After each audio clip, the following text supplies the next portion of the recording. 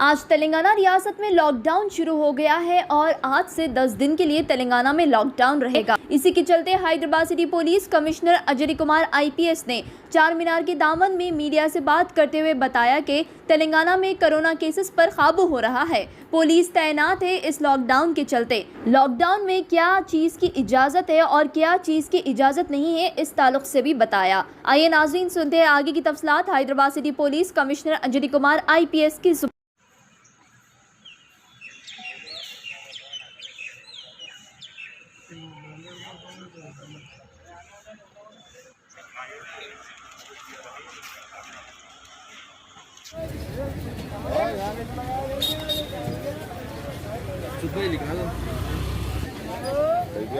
Edges fixed हैं, उसके बारे में गवर्नमेंट के तरफ से जो सर्कुलर है केवल 40 लोग की इजाज़त है और जो बरियल शमशान घाट में बरियल क्रीमेशन ग्राउंड में 20 की केवल इजाज़त है, उसको स्ट्रिक्टली फॉलो करें। तेलंगाना के तरफ से कल लॉकडाउन का जियो इशू होने के बाद हैदराबाद सिटी पुलिस के तरफ से सभी सीनियर ऑफिसर्स हमारे साथ additional CP law and order, additional CP traffic, additional CP crime, DCP south, DCP central, सभी लोग सुबह 10 बजे से इम्पॉर्टेंट चेक पोस्ट पर लॉकडाउन एनफोर्समेंट को अंजाम दे रहे हैं।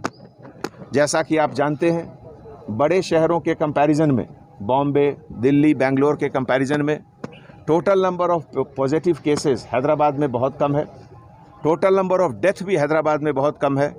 लेकिन जो भी नंबर है, इसको और कम करने के लिए लॉकडाउन की ज़रूरत है।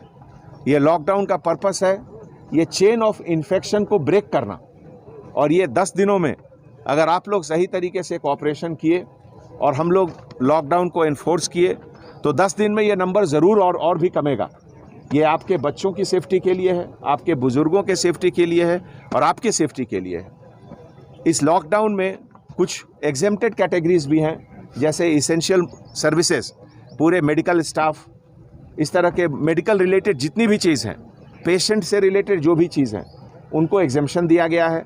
वो अपने जेब में, अगर आपके कोई रिलेटिव हॉस्पिटल में है तो उनका प्रिस्क्रिप्शन रखिए, या अगर आप अटेंडर हैं तो बहुत से हॉस्पिटल अटेंडर का पास देते हैं, वो पास आप दिखाइए, वो भी वैलिड माना जाएगा।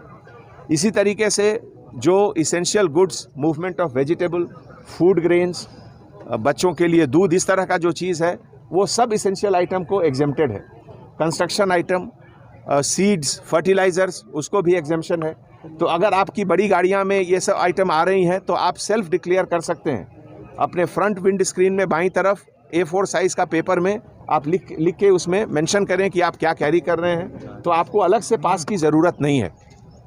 अगर आपको इंटर डिस्ट्रिक्ट पास की ज़रूरत है या इंटर स्टेट पास की ज़रूरत है, तो वो पास जो प्लेस ऑफ ओरिजिन है, अगर मान लीजिए हैदराबाद से ओरिजिन है, सेंट्रल जोन के एरिया से, तो डीसीपी सेंट्रल जोन ओरिजिनेटिंग पास जो जगह है वहाँ से पास देंगे, और आप जहाँ जा रहे हैं वहाँ से वापस आने के लिए आपको वहाँ का पास लेना होगा। पिछले 10-12 घंटों में जो ई पोर्टल का एक प्लेटफॉर्म सिटी पुलिस के तरफ से क्रिएट किया गया है, उसमें बहुत लोगों ने अप्लाई किया है और ऑनलाइन लगभग 700 से ज़्यादा लोगों को अभी तक हम लोग पास दे चुके हैं। तो मैं आपसे गुजारिश करता हूं कि अगर आपको पास की ज़रूरत है इस तरीके से कुछ इसेंशियल काम के लिए, तो आप अप्लाई करें। लेकिन अगर कोई पास का मिसयूज़ करता है तो उसकी गाड़ी जब्त हो जाएगी और उसके खिलाफ सख्त कानूनी कार्रवाई भी होगी। ये पूरा जो एफर्ट गवर्नमेंट के तरफ से, गवर्नमेंट के सभी डिपार्टमेंट के तरफ से हो रहा है, ये आपकी सेफ्टी के लिए है, आपके परिवार के सेफ्टी के लिए है। इसका आप इज़्ज़त करें, इसको आप सही तरीके से इसको आप फॉलो करें, इससे आपकी और पूरे शहर की सेफ्टी इम्प्रूव होगी। Thank you. सर ये कंस्ट्रक्शन का आप जो कैरी कर सकते हो, फिर कंस्ट्रक्शन कर भी सकते, फिर लेबर सब।